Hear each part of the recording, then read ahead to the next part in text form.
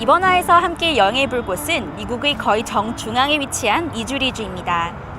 미주리주는 19세기 초 많은 사람들이 서부 개척지로 이동했을 때 거의 통과 지점으로 기능을 했던 대도시인데요. 미주리의 동쪽에 위치한 마크 트웨인의 출생지이자 유년기를 보낸 한니발 작은 마을. 세인트루이스 경계선을 조금 벗어나면 바로 찾아볼 수 있는 카호키아 원주민 유적지. 너무 많아.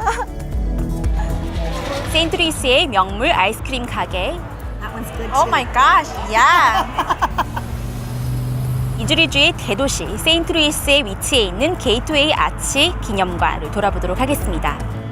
그럼 준비되셨나요? 오늘의 여행 지금부터 시작합니다. 자유의 나라 미국. 우리에게 가장 잘 알려지고 친숙한 나라 중 하나이기도 한 미국은 다양성, 열정, 그리고 매력을 지닌 50개의 주로 이루어져 있습니다. 저는 한국과 미국에서 자랐고 그 후 전문 통역사로 양국의 언어와 문화를 이어온 전솔지입니다. 이런 다양한 매력을 여러분께도 알려드리기 위해 제 발로 직접 뛰어 미국의 전 지역을 여행하고 다양한 사람들을 만나보았습니다. 그럼 저와 함께 미국으로 여행을 떠나보실까요? 미주리주와 일리노이주가 만나는 미시시피 강에는 한니발이 있습니다. 한니발은 미국의 가장 훌륭한 작가 중 한 명인 마크 트웨인이 살던 곳인데요. 마크 트웨인으로 알려진 사무엘 클레멘스는 이곳에서 성장하며 영감을 얻었습니다. 그의 책에는 다른 이들이 표현하지 못했던 그 시대의 정서와 역사가 담겨 있죠. When Mark Twain wrote Adventures of Huckleberry Finn, he changed American literature by using a common street boy as the narrator in the story and using the common street language. And this had not been done before. And today that's the common way that writing is done, is by using the common language. So he really, through Adventures of Huckleberry Finn, changed American literature. 네, 이곳이 바로 세뮤얼 클레멘스, 즉 마크 트웨인이 어릴 때 살았던 생가라고 합니다. 안의 모습은 어떨지 굉장히 기대가 되네요. Well, Samuel Clemens was born at Florida, Missouri, about 40 miles away from Hannibal. But his family moved here when he was age 4, and he lived through age 17 here in Hannibal. So those growing up years, attending school, attending church, playing out in the Mississippi River around town, all of these become the adventures that you read about in Tom Sawyer and in Huckleberry Finn. 여기에 이렇게 매일매일 먹고 자고 살아가면서 그렇게 재미있는 이야기를 쓸 소재거리를 찾고 또 꿈을 꿨다는 게 굉장히 좀 특별하게 다가오는 것 같아요. Well, as Mark Twain wrote, he was very good about describing human nature, which doesn't change much. So as you read a book like Huckleberry Finn or a book like Tom Sawyer, you can identify with the characters and you're not lost with a lot of obsolete terminology. 마크 트웨인은 삶을 관찰하고 고향 마을을 탐험하고 노동자 계급에 속한 그의 삶을 소중히 여기며 유년 시절을 보냈습니다. 그러다가 18세가 된 후에는 고향을 떠나 대도시 뉴욕으로 오게 되었고요. 이런 마크 트웨인의 삶에 대해 공감대를 형성할 수 있었는데요. 저도 청소년 시절 고향을 떠나 먼 타국 문화권으로 넘어와 살게 되었기 때문이었습니다. 비록 마크 트웨인과는 다른 시대에 살고 있을지라도 그의 호기심 넘치고 방랑병 넘치는 영혼의 공감대와 매력을 느꼈습니다. 우리가 일상적으로 살면서 그냥 스쳐 지나가기 쉬운 이런 작은 하나하나 디테일, 움직임, 감정 변화, 인간의 본성 이런 것을 진짜 번뜩이는 기지와 지혜로 캐치를 해서 이런 놀라운 작품을 남겼다는 게 지금 봐도 굉장히 마음을 울리는 그런 감동으로 오는 것 같습니다. 마크 트웨인의 이야기 덕분에 많은 사람들이 이곳으로 몰려드는데요. 그의 삶의 흔적을 직접 경험하기 위해서입니다. So people come to Hannibal today looking for those landmarks that he mentions in Tom Sawyer, Cardiff Hill, the Great Cave, the Mississippi River. Those are all real places. And when they find out that he used local people as models for the characters in the book, it really becomes alive for the reader. 매년 한니발에서는 2명의 학생이 마크 트웨인의 캐릭터인 톰 소여와 베키 대처가 되어보는 기회를 갖게 된다고 합니다. So why did you want to become Tom and Becky? I'd say I always wanted to do it because I kind of always grew up around it, and especially during the summer, just the Toms and the Becky and the entire program was always just a part of my life, and I think just carrying on that tradition, it just appealed to me. Same with me. I always loved walking around downtown and seeing the past Toms and Beckys doing what they do, and I was always very interested in that. That's awesome. So you growing up, you had that interest. Now you're living that interest. Yes. Yeah, that's awesome. And how long do you get to be Tom and Becky? A whole entire year. So we started this July 4th, and we will end next July 4th. Yes. I mean, I wonder if I could apply. Not too late. 마크 트웨인의 이야기는 문학을 초월하여 사람들이 인생, 교훈, 그리고 문화유산의 일부가 되었기에 그의 이야기는 평생 전해져 내려갈 것입니다. Well, Mark Twain was addressing issues that were pertinent in his day. And again, he was looking at these through human nature, which doesn't change much. So many of the things that he addressed in his writings are still with us today as they were at the time he wrote the books.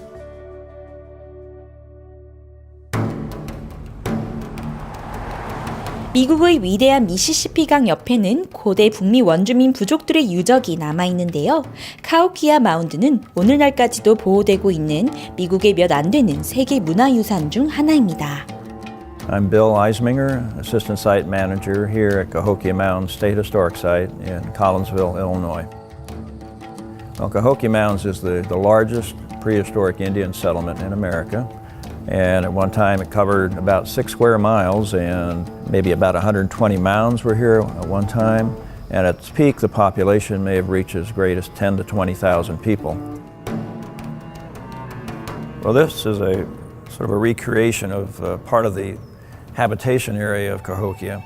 And we're showing the examples of what a typical house might look like and typical daily activities. We have men, women, children, people of high status, people of commoners, but oftentimes we see the houses arranged in clusters like this. We think that maybe sisters would have their houses next to each other and share cooking and storage and other kinds of activities. So the evidence points out the possibility of collective culture here, a community. Yes, it's very much a community of people involved in supporting each other, basically. 밀랍 인형들은 살아있는 것처럼 생생했는데요. 제가 마치 그 시대로 돌아간 것 같았습니다. In trying to describe what the culture was like here, we have to look at several things. One is what the archaeologists find in the ground that survives, but we also look at how later Indians were organized and what descriptions we have about their culture. 역사가 남겨놓은 조각을 고고학자들이 발견하고 붙여나가는 과정을 생각하니 정말 대단하게 느껴졌습니다. As an archaeologist, when you're digging, you're uncovering things, you're seeing things the first time that anybody has touched them in 1,000 years. So that's always kind of a thrilling thing. I often tell people it's like working a puzzle with most of the pieces missing because we're just seeing what's left, and then trying to figure that all out. 안에서는 역사에 대해 배울 수 있지만 정말 신기한 것은 바깥에 있었습니다. People who first saw the mounds, and the first written record we have of that is about 1811, always recognize these as Indian mounds. They realize that the biggest mound of all was here at Cahokia. We call it Monk's Mound. It's 100 feet high, covers about 14 acres, and it sits pretty much at the center of the site. 이걸 다 올라야 된다고? 너무 많아.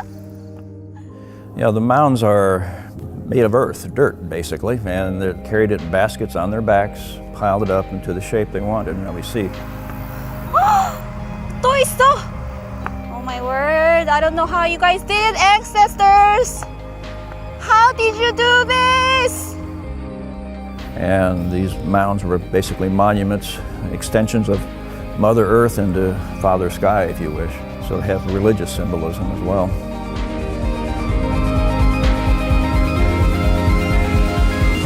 경치 끝내준다. 우와. 저기 세인트 루이스도 보이고. 경치 너무 좋다.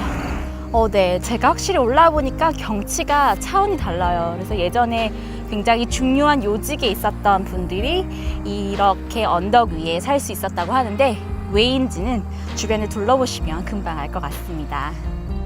Yeah, the Cahokia was the largest prehistoric American Indian settlement in the country. And there's something special about it, and that's why we think it's very important to continue our research here to understand how a civilization here developed like it did, and why it's successful and why it eventually failed.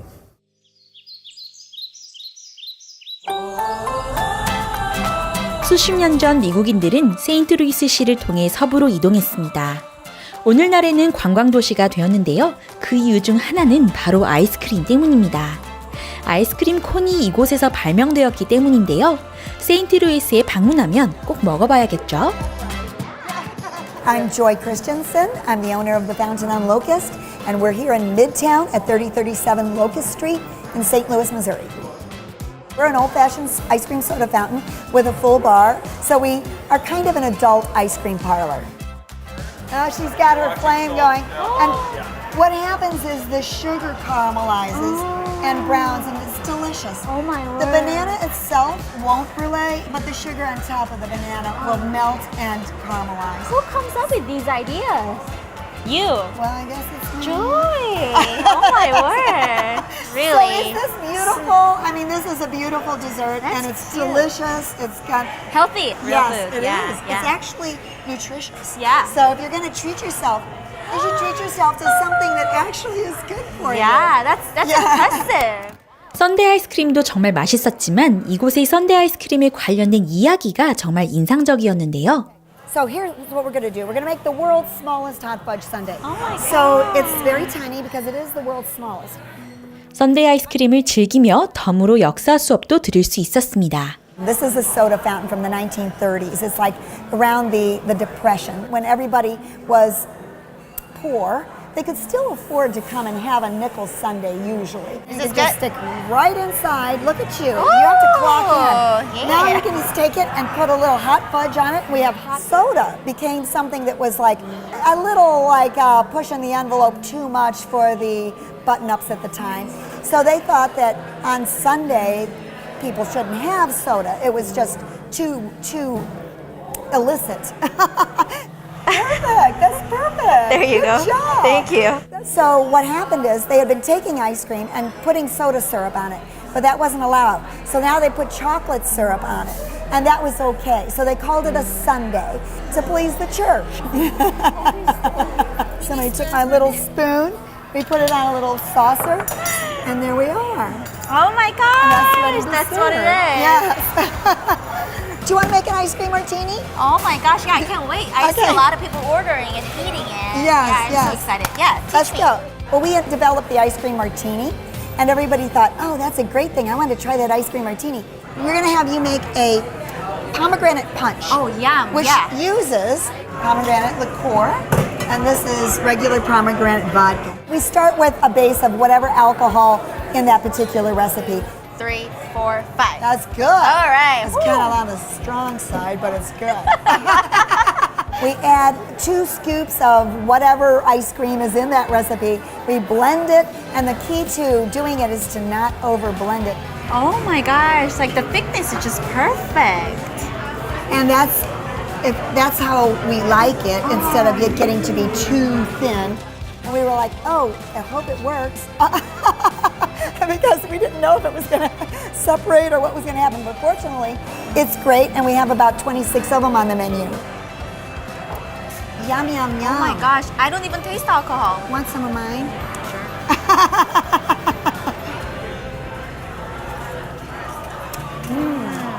That one's good too. Oh my gosh, yeah. Oh my word, this is like I know, it's like, eye-opening. this is my favorite place. 아이스크림도 좋아하고 칵테일도 좋아하는 저에겐 정말 취향 저격 같은 곳이었는데요. 이곳의 경험 전체가 정말 그랬습니다. Everything in St. Louis is within reach. Me doing this, I wouldn't have been able to do this if I was in New York or Los Angeles. It would have been too politically tied up, too expensive, too difficult. But here, you can pretty much take your creativity right to the people. So it really has a nice flavor about it.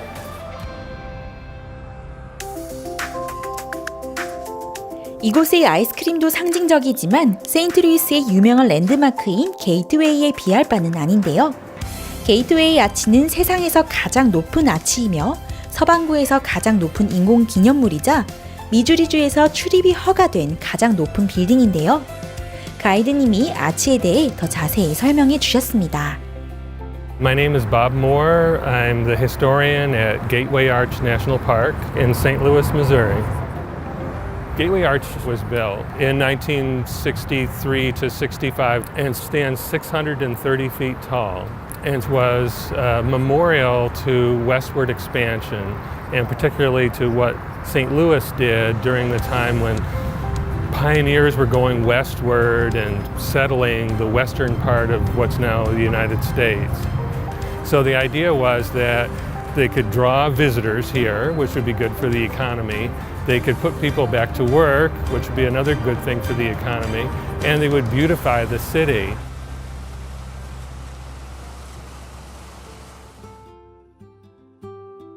가까이 가면 다가갈수록 너무 신기한 것 같습니다. 일단 생긴 게 너무 유려하고 예쁘게 생겼는데 더 놀라운 사실은 내부 안에 있다고 해요. 구경만 할 수 있는 기념비와는 다르게 게이트웨이 아치는 직접 꼭대기까지 올라가 볼 수 있습니다. 네, 제가 이제 드디어 이 게이트 아치 내부로 들어와서 게이트 아치 정상에 올라가는 이분들은 트램 캡슐이라고 부르시는 이 트램을 타고 올라갈 건데요.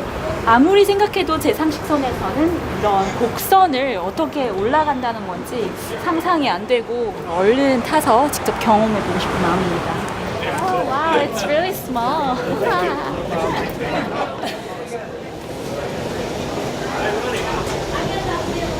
이게 뭐야?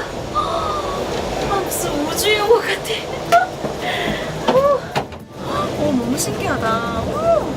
There's a tram system inside the arch, and it's like an elevator, but it's a unique elevator. 신기해요. 각도가 이렇게 변하면서 이 캡슐이 저절로 각도를 조정을 해서 항상 지상과 수평이 되도록 이렇게 돌아가는 게 너무 신기합니다. 그리고 바깥을 보면 문이 투명해서 아래가 더 보여요. 그게 좀 신기하면서도 무섭기도 합니다. 벌써 도착한 것 같네요. There's an observation deck at the top with windows in it. Looks very much like the inside of an airplane up at the top with the seats all taken out because it's very long and narrow and there's windows on both sides. 서 있던 장소를 위에서 내려다볼 수 있고 저 멀리까지 경치를 내다볼 수 있었다는 게 정말 신기했습니다. In terms of the arch, like its significance, it was created to be a memorial. So like all the famous memorials, Mount Rushmore, Washington Monument, Vietnam Veterans Memorial, they're all dedicated to a specific event or period of time. And we're dedicated to the idea of the westward expansion of the United States. 엄청 높아요. 여기서 보면 진짜 하늘을 뚫고 올라갈 기세인 것 같습니다. 그때 당시에, 지금도 이렇게 놀라운데 그때 당시엔 이 건축물이 얼마나 놀라운 세인트루이스의 자랑거리였을지 상상이 갑니다.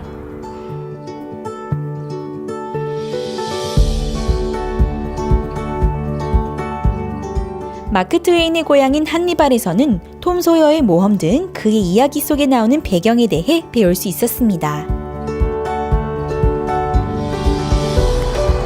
카오키아 마운드 주립 역사 유적지에서는 한때 이곳에 있었던 고대 도시에 대해 배우고 북미 원주민들이 고향이라고 불렀던 산을 올랐고 신비함에 대해 생각해 볼 수 있는 시간도 가져봤습니다. 세인트루이스에서는 맛있는 아이스크림도 먹고 새로운 사람들과 즐거운 시간을 보내며 게이트웨이 아치 꼭대기까지도 직접 올라가 보았습니다. 서쪽으로 가는 관문이라고 알려진 이곳을 지나 다음에는 어느 방향으로 가볼까요?